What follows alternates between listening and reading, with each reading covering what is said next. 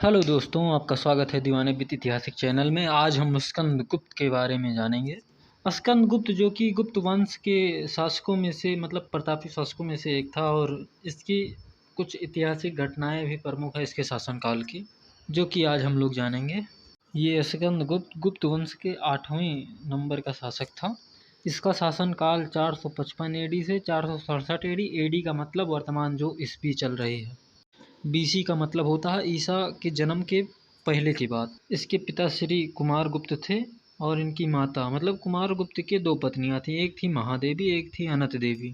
महादेवी के मतलब महादेवी का जो पुत्र था वो बड़ा पुत्र था, जैसे उसका नाम था पूर्वगुप्त, और इनकी माता का नाम था अनत देवी।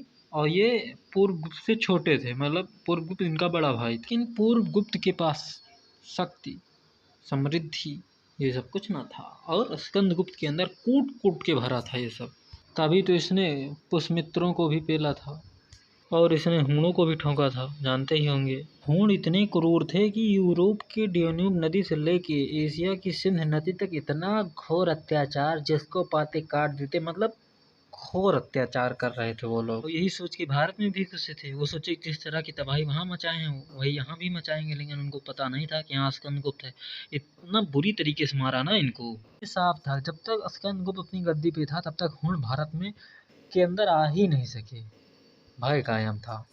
डायलॉग तो सुना ही होगा कि भय कायम रहने के लिए बहुकाल बनाना बहुत जरूरी है। ये जो डायलॉग आया समझ लो स्कंदगुप्त से ही शुरू हुआ था। और स्कंदगुप्त के कुछ अभिलेख भी हैं।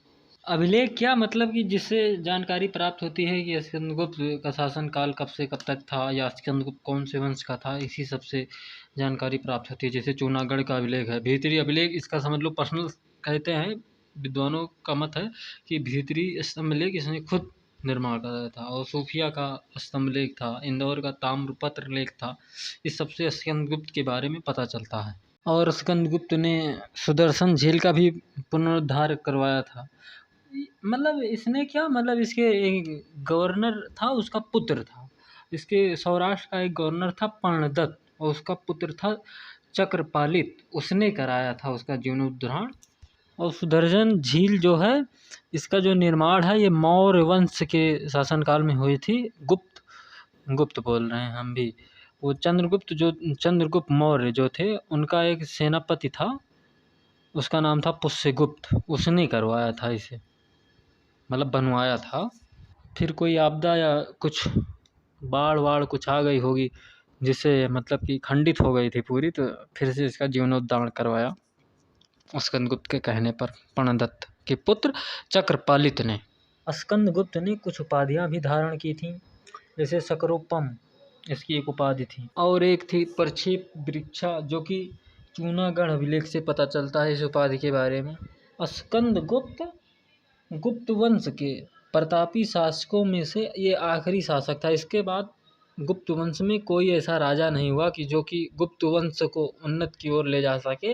समझ लो स्कंदगुप्त भी युद्ध तो जीता था, लेकिन इसकी सारी आर्थिक स्थिति टूट चुकी थी। इतना युद्ध किया था इसके शासनकाल में, इतने युद्ध हुए थे कि इसकी आर्थिक स्थिति एकदम गिर चुकी थी, जिससे कि ये आगे चल के गुप्त वंश अपने पतन की राह पे भी चला। बस ये है कि इसके रहते हुए किसी विदेशी शासक ने इसकी गद्दी पर अधिकार नहीं कर पाया, ये सबको मारता रहा धड़ाधड़।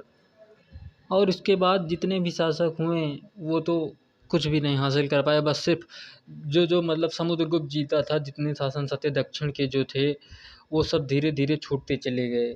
बस सिर्फ मगध मगध की गद्दी बची रही, धीरे धीरे वो भी सब खत्म हो गई। और फिर आखिरी में गुप्त वंश का शासक था एक विष्णुगुप्त।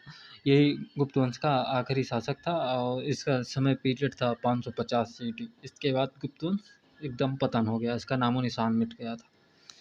बस आज का वीडियो बस यहीं तक है दोस्तों। अगर वीडियो अच्छा लगा हो तो लाइक करना प्लीज़ और चैनल को सब्सक्राइब कर लेना। ठीक है, जय हिंद।